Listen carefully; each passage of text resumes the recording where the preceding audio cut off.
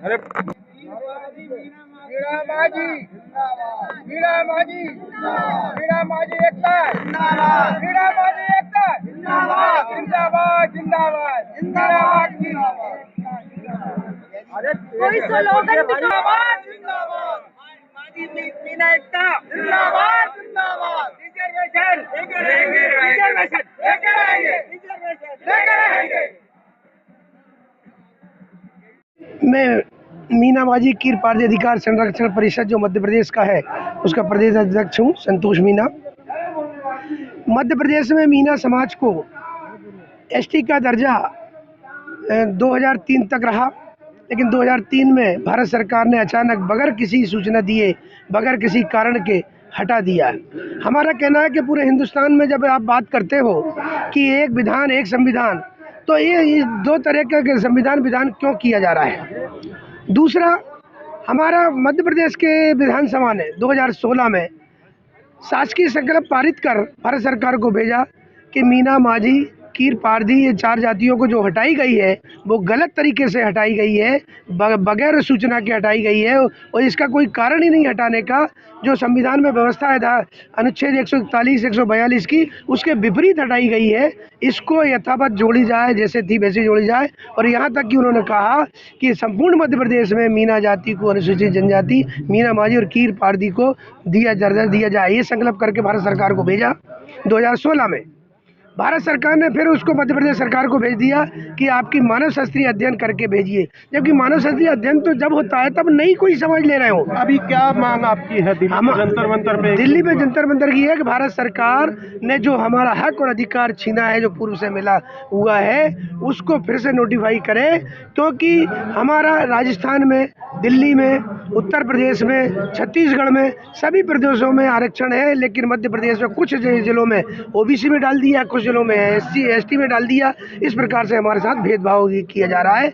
इसको ये मांग भारत सरकार से हम कर रहे हैं, क्योंकि 1982 में उन्होंने एक सर्कुलर निकाला था कि राजस्थान से जो भी पलायन करके समाज गई है दूसरे प्रदेशों में, मध्य प्रदेश में, उनको भी अधिकार मिलता है कि वो जिस मुख्य राज्य में उनको जो अधिकार मिलता था दूसरे राज्यों में मिलना चाहिए। सेवा संगठन की मैं महिला उपाध्यक्ष और प्रवेश प्रवक्ता हूँ। मैं यही कहना चाहूँगी कि हमारा अधिकार है, आरक्षण हमारा अधिकार है। 2003 के पहले सभी समान था, उसके बाद बदल दिया गया। तो सरकार से हमारी ये उम्मीद है कि सरकार हमारी मांगों को पूरा करेगी। अगर हमारी मांगे पूरा नहीं की गई तो हम धरना प्रदर्शन करेंगे, सड़कों पर उतरेंगे और जनसंख्या को इकट्ठा करेंगे। एक देश है तो एक ही कानून होना चाहिए। जय भारत माता की, वंदे मातरम। क्या नाम? मेरा नाम रामप्रसाद रायकवार है और मैं वैसे तो मैं दिल्ली में रहता हूँ और मध्य प्रदेश मेरी जन्म स्थली है। और दिल्ली के जंतर मंतर पे आने का क्या मकसद? रिजर्वेशन, कहीं का रिजर्वेशन? हमारा SC ST वाला, ये आज से नहीं है। ये लॉर्ड माउंटबेटन जो first governor general of India territory of capital में बैठा करता था, उन्होंने ये सुविधा दी थी और तब से ये कंटिन्यू चली आ रही है। लेकिन अचानक इस यूनियन ऑफ इंडिया को पता नहीं क्या हो गया, एक ही माँ के जो बेटे हैं उनको अलग अलग कर दिया। हम तो सर, मैं let me finish my word because I am serious. It is my interpretation for government of India, union of India, due to requirement of ST ST facilities.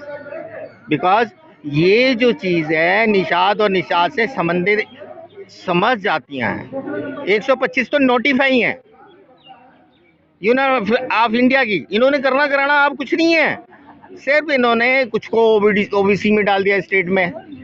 जब करना नहीं है तो फिर आप दिल्ली के जंतर मंतर पे धरना क्यों दे रहे हैं? हमारी जरूरत है, हमारे बच्चे हैं ये। अभी आप कह रहे हैं कि जरूर करेंगे नहीं, क्या नहीं करेंगे? फिर किससे उम्मीद कर रहे हैं आप? मैं भारत सरकार से ये अपील करना चाहता हूँ कि जो सुविधा कंटिन्यू लगातार इस संविधान ने हमारे को दे रखी है, आप उठा के देख लो इतिहास, उसमें अचानक ऐसे क्या आगे पहलू आ गए, तकनीकी पेचे क्या आगे।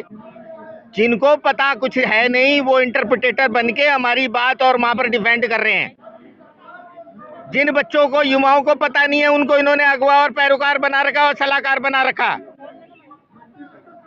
वकील जरूर बने बैठे हैं वो लोग, लेकिन आता कुछ नहीं है।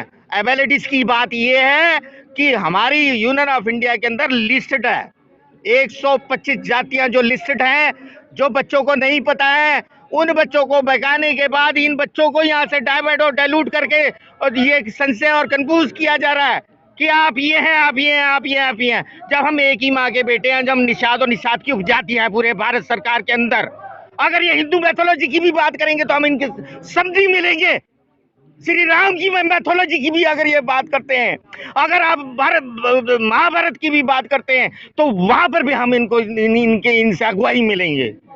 लेकिन सर जो है कि मीना समाज को पहले से भी एसटी का दर्जा प्राप्त है। सर मैं ये कह रहा हूँ कि इन्होंने सारी फैसिलिटीज हमारे को सरकार, ये भारत आजाद होते साथ ही हमारे को मिल गई थी, लेकिन 1953 के बाद कुछ पैरोकार और कुछ सलाहकार और जो कुछ बुद्धिमान व्यक्ति वहां पर बैठे हुए, जिन्होंने अपने आप को बुद्धिजीवी वर्ग कहना शुरू कर दिया, उन्होंने अपने कुछ चंद लॉबी की स्वार्थ के लिए इस कैडर को लॉकडाउन कर दिया है।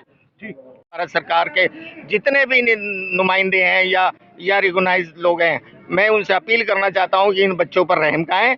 हमने तो जो उम्र गुजारनी थी गुजार ली, लेकिन हमारे इन बच्चों की पेट पे लात ना मारा जाए और उन भविष्य में आने वाले बच्चों का जो है उनके हित का निराकरण किया।